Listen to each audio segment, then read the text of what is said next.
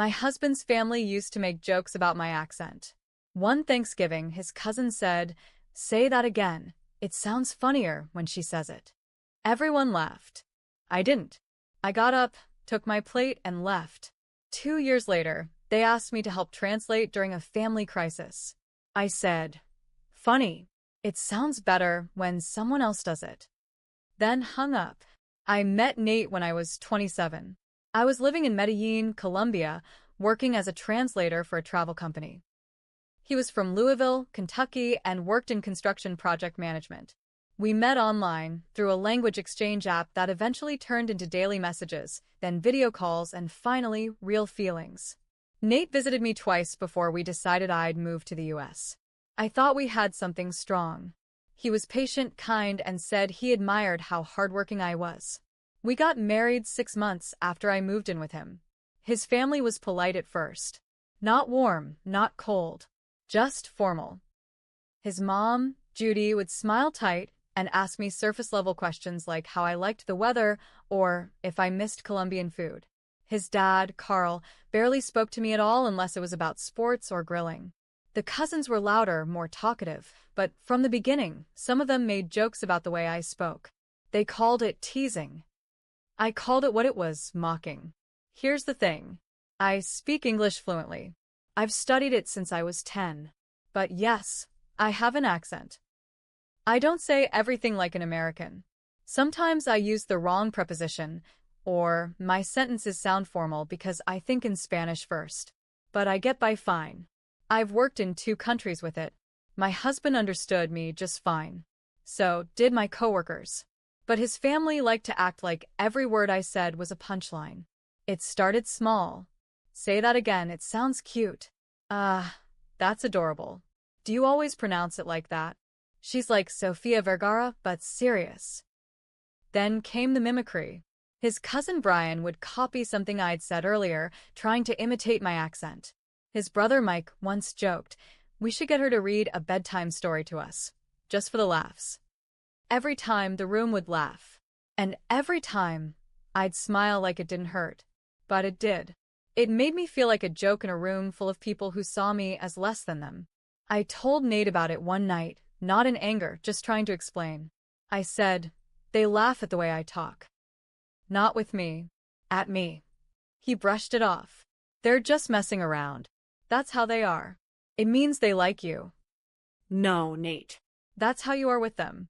I didn't grow up in a house where people mocked you to show love. He got defensive. Said I was too sensitive. That I needed to loosen up. That stung worse than the jokes. It was at his Aunt Cheryl's place, like always. Big house in the suburbs. About 30 people there. I made a bandeja paisa. Colombian dish with beans, rice, plantains, and pork. It took me 4 hours to prepare. When we got there, people said hi. Some sniffed the dish and said, "Oh, interesting," then moved on to the deviled eggs and ham. It didn't bother me. I was used to it by now. But while I was telling Nate's mom about a new job I was hoping to get, Brian walked by with a beer and said loud enough for the whole room to hear, "Say that again. It sounds funnier when she says it." The whole couch section burst out laughing. Nate's cousin Jess leaned on her husband, giggling. His uncle even clapped once and said, "She's a trip." I froze. Just stood there holding a napkin. I looked at Nate. He saw my face, but said nothing. No reaction. He gave me that fake smile, the one that says, "Don't make this a thing." So, I didn't.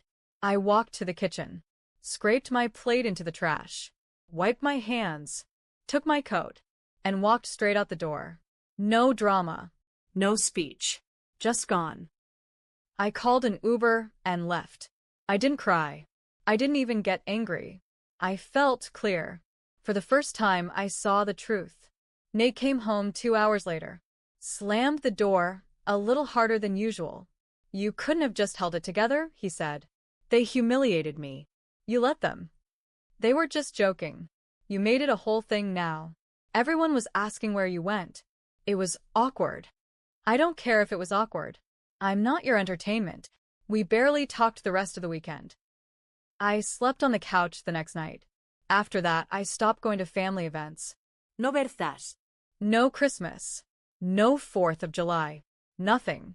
I told Nate I wasn't going to put myself in front of people who made me feel small. He could go alone. He did. At first he tried to convince me.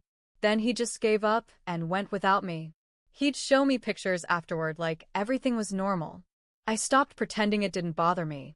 We became strangers with rings. I kept working, focused on getting my citizenship, started taking side gigs as a freelance interpreter for hospitals and legal services. I was good at it. Better than good. My clients respected me more than my in-laws ever did. It was a number I didn't recognize. I answered out of habit. "Hi, is this Sophia?" a woman asked. Yes. "Who's this?" "It's Sarah, Nate's cousin." I hadn't spoken to her in almost 2 years. "Sorry to call like this. Aunt Cheryl's in the hospital. She had a stroke. It happened while she was visiting family in Colombia, like in Bogota." I didn't say anything. They don't speak any Spanish, and they're having trouble understanding what the doctors are saying. No one can figure out what's going on. "We thought maybe you could help. Just translate for us, please." There was a pause. I heard someone crying faintly in the background. I waited a second, then said calmly, "Funny. It sounds better when someone else does it." And I hung up. I blocked the number right after. I didn't tell Nate that night. I waited for him to bring it up. He didn't. 2 days later, he came home early from work. Threw his keys on the table. "They said you hung up on Sarah." I did. Why? "Why wouldn't you help?" I looked him in the eye. "Because your family thought my voice was a joke until they needed it to save their own." He opened his mouth and closed it. We haven't talked much since. After I hung up on Sarah, I expected Nate to come at me hard. He didn't. Not right away. For a few days, he walked around the house like I wasn't there. No hello. No questions. Just silence. I was used to silence by then, but this one had weight. Not just distance, resentment. Then one night, I came home from a late shift at the hospital. I walked into the kitchen, still wearing my interpreter badge, and there he was, sitting at the table with a beer and his phone. "You're really proud of yourself, huh?" he said, without looking up. I didn't answer. "You think that was brave? Hanging up on my cousin while our aunt is half dead in a hospital bed?" I dropped my bag on the counter. "I think it was honest." He stood up. Fast. His chair scraped hard against the tile. "She's family, Sophia. And what am I? The clown they bring out for laughs?" I was family too until I spoke. "You could have helped. That was life or death." "No," I said, sharp. "They didn't call me. They called the accent they used to mock. They didn't want me. They wanted a tool." He looked at me like I'd grown horns. "That's sick," he said. "You're sick." I walked out of the room before I could throw something. A week later, I was called into HR at work. They said someone had reported me for professional misconduct. I was confused. I hadn't missed any appointments. No one had filed complaints. But the complaint didn't come from a client. It came from Carl, Nate's dad. He had written a letter claiming I used my job as an interpreter to blackmail the family during a medical crisis. It didn't go far. My manager knew my work. She said it sounded personal and told me not to worry. But still, I sat in my car afterward for half an hour, hands shaking, just staring at the steering wheel. That's when I realized something. They weren't just angry. They were trying to punish me. Nate never told me his dad did that. I found out from a friend who works in HR who flagged the name. So I confronted him. "Did you know your dad tried to get me fired?" He looked surprised, but not that surprised. "I heard something. I didn't think he'd actually go through with it." "And you didn't think to tell me?" "What do you want me to say, Sophia?" You spit on my family. They're pissed. I laughed. Not because it was funny, but because I couldn't believe the audacity. They humiliated me for years. You let them. I leave one dinner early and refuse one favor, and now I'm the enemy. He didn't respond. Just picked up his keys and left. That night, I packed a suitcase and booked a room at an extended stay near the hospital. I didn't leave a note. I stayed at the extended stay motel for 2 weeks. It was quiet, clean, and came with a little kitchen. I made arepas every morning. I went to work. I answered my clients with kindness. And at night, I sat by the window with my tea and stared out at the parking lot, watching people come and go. It was lonely, but it felt safe. No one called me. Not Nate. Not anyone from his side. It was like I vanished, and no one cared enough to ask where I went. Until the emails started. She was one of Nate's cousins, the one who laughed the hardest at Brian's joke during Thanksgiving. Subject line: Please read this, Sophia. I know things got really bad between you and the family. I wanted to say I'm sorry if I ever hurt you. I didn't realize how much those jokes bothered you. I just thought we were messing around. That's no excuse. Cheryl's out of the hospital now, but she's still struggling. We needed help, and no one could understand the doctors. We panicked. I hope someday you can forgive us. Jess, I read it 3 times. And then out of nowhere, another email. This one from Cheryl's daughter, Mel. Shorter. Meaner. Guess you're proud. Aunt Cheryl had a second episode last week. We managed without you. Just so you know, your little stunt didn't break us. It just showed everyone who you really are. That one made my blood boil. I typed out a reply, deleted it, typed it again, then deleted it again. Instead, I forwarded both emails to Nate and wrote, "Your family can keep pretending I'm the villain. I'm done playing along." He didn't respond. But 3 days later, he showed up at my job. He didn't look mad. He looked tired. "Sophia, come on. Can we just talk?" 5 minutes. I didn't want to make a scene, so I stepped outside with him. "You win," he said. "You got what you wanted. Everyone's talking about how cold you were, how you turned your back when they needed you." "I didn't win anything, Nate." "Then what do you want? Do you want me to apologize? Do you want them to grovel?" "I want you to understand." I stepped closer. "They never cared about me. They treated me like a toy. You let it happen. And the one time I said no, suddenly I'm a monster." He stared at the sidewalk. Jess emailed me. I said. Mel too. One was sorry. One blamed me for everything. Guess which one I respected more? He didn't speak. "And your dad? Trying to get me fired." I shook my head. "That's not a family. That's a mob." Then Nate said something I didn't expect. "You think my family's bad? You haven't met yours lately." I froze. What's that supposed to mean? He pulled out his phone, opened a message, showed me a screenshot of a post on Facebook. It was from my cousin Camila, one I hadn't spoken to in years. She'd written a long post in Spanish about how I'd turned into a gringa, how I abandoned the family for an American life, how I refused to help my husband's sick aunt because I was full of pride. "How did she even find out?" I asked. He shrugged. "Apparently someone sent her a video." "What video?" He pulled up a clip on his phone, grainy but clear. Me, standing in the hospital lobby a few minutes ago, arguing with Nate. Someone had filmed it from across the room, posted it with a caption in Spanish, "This is what happens when pride goes to your head." I felt like my chest caved in. They'd reached across countries, across continents, across languages.